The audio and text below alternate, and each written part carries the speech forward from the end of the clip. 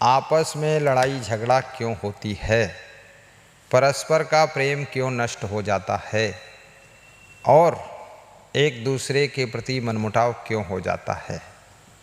इन सब चीज़ों का एक ही कारण है, अज्ञानता के कारण मनुष्य गलत व्यवहार, गलत बर्ताव, गलत आचरण और गलत कर्म करता है, गलत वाणी बोलता है और जो उचित नहीं है, अनुचित है, जो मानवता के खिलाफ है, उस राह पर चलता है। इसलिए परस्पर का प्रेम टूट जाता है।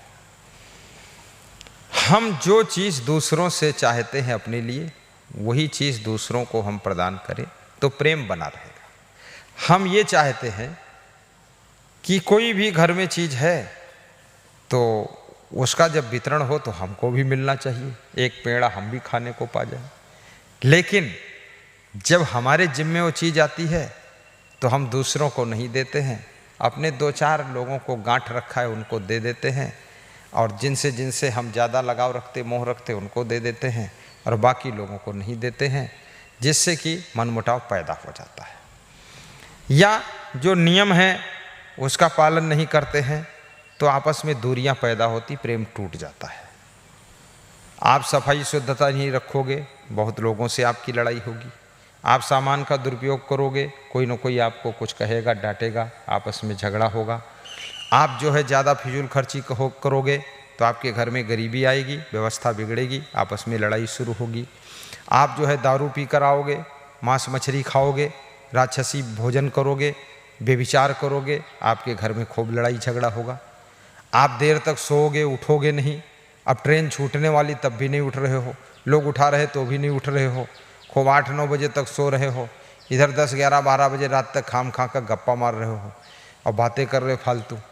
और कभी कभी कितने लोग तो ऐसे ही इधर भी 8 बजे सो जाएंगे, उधर 9 बजे तक सोते रहेंगे, 13 घंटा मार देंगे। बोले घड़ी का कांटा जब तक उस पार न निकल जाए, इसकी ऐसी तैसी घड़ी की क्या कर लेगी मेरा। अब ऐसे लोगों के साथ तालमेल बिगड़ता है। अब तुम पड़े सो रहे हो, दूसरे लोग झाड़ू लगा रहे हैं, कोई बर्तन मांज रहा है, कोई सब्जी काट रहा है और कोई जो है गाय भैंस को चारा दे रहा है, कोई खेत में जा कर के सब्जी तोड़ कर ला रहा है, कोई चारा काट कर खेत से ला रहा है और कोई जो है मार्केट से जाकर सामान ला रहा है। चीनी कम है, तुम सो रहे हो। तुम क्यों सो रहे हो? जब भोजन बन जाएगा, नाश्ता बन जाएगा, तब तुम उठ जाओगे, बिना लेटरिन जाए हुए नाश्ता कर लोगे और फिर टट्टी कर दोगे और फिर आलसी बनकर बैठे रहोगे। तुम्हारा कोई नौकर है कि तुम्हारा कोई कर्जा लिया है? तुम क्यों लोग इतना पालतू कुत्ते की तरह ला कर खिलाएंगे? भौंकते हो, भौंकते भी नहीं हो, ऐसे चुप्पे बैठे रहते हो, धूर्धानी बने। तो ऐसे आदमी जिस घर में रहते हैं उस घर में लड़ाई झगड़ा, कलह कलेश, मनमुटाव और झंझट बहुत तैयार होता।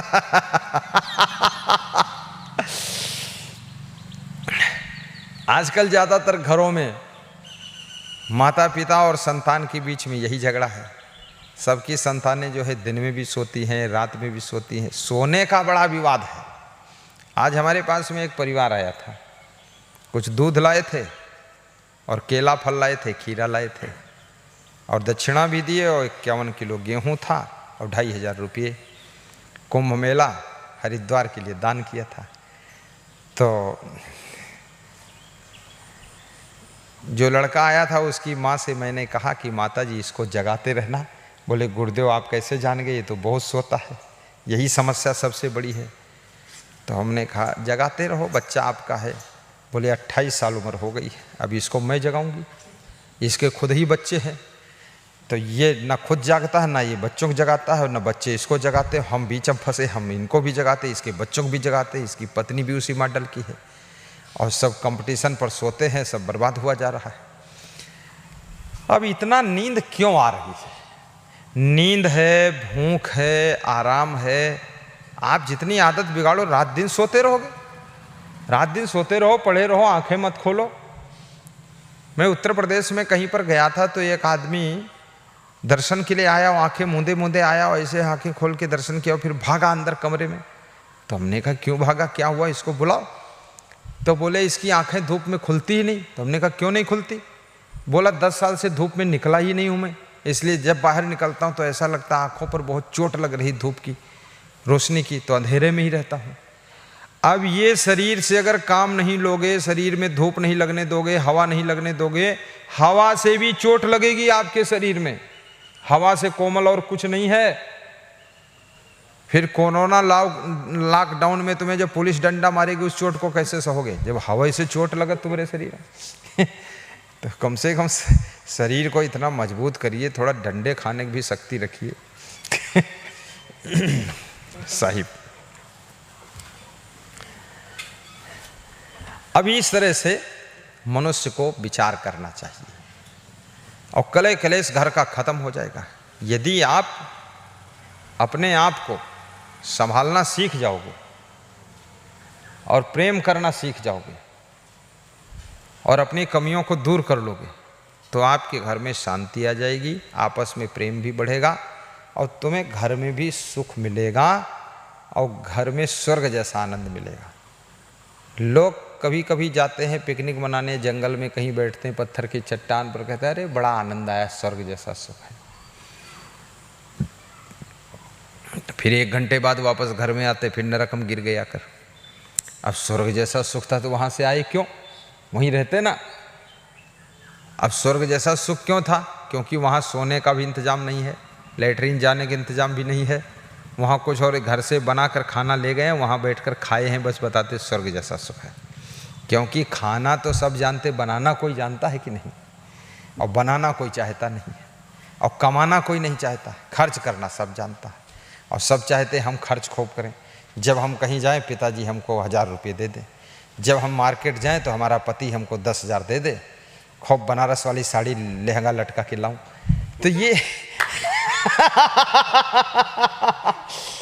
तो ये खर्च करना तो सब जानते हो, बस पर्ची लिख कर दे दिया कि 10,000 रुपये चाहिए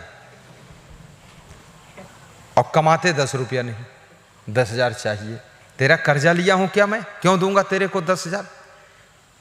अब काम करना हो तो बीमार बने बैठे हो, पधरौनी जाना हो तो कहे तो सिर दर्द है, मंच पर बैठकर गाना हो तो कहे तो कमर दर्द है, और खर्च करना हो तो 10,000 की गड्डी चाहिए। मैं तो नहीं दूंगा, मैं भी नहीं दूंगा, कोई बाप भी नहीं देगा, और किसी के साथ निपटेगा ही नहीं तुम्हारा। अंधाधुंध उड़ाओगे, उल्टा पल्टा काम करोगे। इसलिए जिन जिन घरों में कलह कलेश ज़्यादा है, लड़ाई झगड़ा ज़्यादा है, उसका कारण यही है, लोग गलत काम कर रहे हैं, गलत खान पान कर रहे हैं, अपने आप का विचार नहीं करते हैं। हम देखे हैं जो बाप लोग देर तक सोते हैं, वे बाप भी अपने बेटे को समझाते हैं कि बेटा तुम पढ़ते हो, विद्यार्थी हो, तुम उठ जाया करो, तुमको 7 बजे स्कूल जाना है। तो बेटा भी कहता है पिताजी मैं तो खैर बेटा हूँ इसलिए लेटा हूँ, तुम बाप हो तो आप क्यों लेटे हो? तो बाप कहता है हमको अब पढ़ना थोड़े है, तो पढ़ना नहीं तो क्या भैंसा बनना है, पढ़े रहना है, कुछ और भी तो करना है। आप जो दूसरों को सिखाना चाहते हो वो स्वयं करना शुरू कर दीजिए, उससे जल्दी लोग सीख जाएंगे। पंडित श्री राम शर्मा आचार्य ने बहुत अच्छा कहा है कि बड़े लोग जो छोटों को शिक्षा देते हैं, उस शिक्षा को यदि बड़े लोग अमल करें तो छोटे लोग बहुत जल्दी सीख जाएंगे।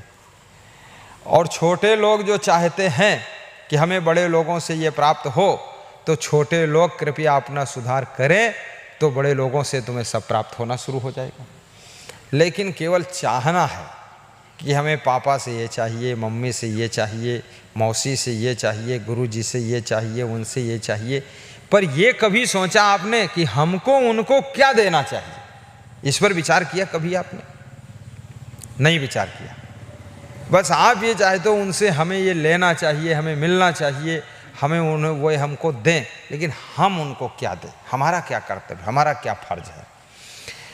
और जो व्यक्ति आत्मावलोकन करता है, 24 घंटे में एक बार बैठ करके शांति से ये भी देखो हमारे अंदर क्या गलती है। आखिर हमको लोग प्रेम क्यों नहीं करते, हमारा अपमान क्यों करते, हमको क्यों नहीं पसंद करते, हमको क्यों नहीं रखना चाहते हैं, हमारे साथ क्यों नहीं लोग बैठते हैं? तो आपको पता चल जाएगा आपके अंदर क्या क्या कमी, क्या क्या गलती, इसलिए आपके पास कोई बैठना नहीं चाहता है। आप अपना सुधार करो। तो ऐसा नहीं लोग कुत्ते के पास बैठना चाहते, बिल्ली के पास बैठना चाहते, चिड़ियों से प्रेम करना चाहते, लोग मछलियों को आटा खिलाने चले जाते हैं, लोग चिड़ियों को दाना चुंगाते हैं, लोग कुत्तों को भी रोटी दूध खिलाते हैं। तुम तो उनके घर के सदस्य हो, तुम्हारे पास बैठकर बहुत आनंद आएगा, बहुत प्रेम मिलेगा। अभी मैं छत्तीसगढ़ में एक गांव में गया था, तो एक बूढ़ी माता जी थी, तो उसके घर में भी बहुत सारी समस्या होंगी, मुझे नहीं पता, लेकिन वो बहुत खुश रहती थी, बहुत खुश रहती थी, और उसकी सेहत भी बहुत अच्छी थी, और उम्र उसकी थी 70 साल करीब, और हंसती रहती थी, 2-4 दांत भी टूटे हुए थे उसके। तो मैंने कहा, माता जी खुश क्यों रहती हो? बोले, दुख कोई है ही नहीं, जो है उसी में संतुष्टि है। अब जो गलत करता अपना दुखी रहता होगा, हमसे क्या मतलब है। और अपने सवेरे उठकर मैं झाड़ू लगा देती हूँ, बर्तन धो देती हूँ, और अपना सब्जी काटना शुरू कर देती हूँ। कोई आ जाता है, बहू वहू भोजन बनाता नहीं, तो हम बनाने भी लग जाती है। हम इसका पटैती नहीं करती है, अपना काम हम शुरू कर देते हैं। अब इस तरह के लोग सुखी रहेंगे, जिनके मन में बेईमानी नहीं, चालाकी नहीं, छल कपट नहीं, क्रोध ईर्ष्या नहीं है, हिसका पटैती नहीं है। इन्होंने नहीं किया तो हम नहीं करेंगे, इन्होंने ऐसा नहीं किया, मैंने ऐसा नहीं। आप अपना कर्म कीजिए, सब आपको देख करके भी सुधर जाएंगे, अच्छे हो जाएंगे। अब बोल भी दीजिए लोगों से, चलिए सब लोग आ जाइए, जुट जाइए, फटाफट बोलना भी चाहिए, डायरेक्शन देना चाहिए, नेतृत्व करना चाहिए।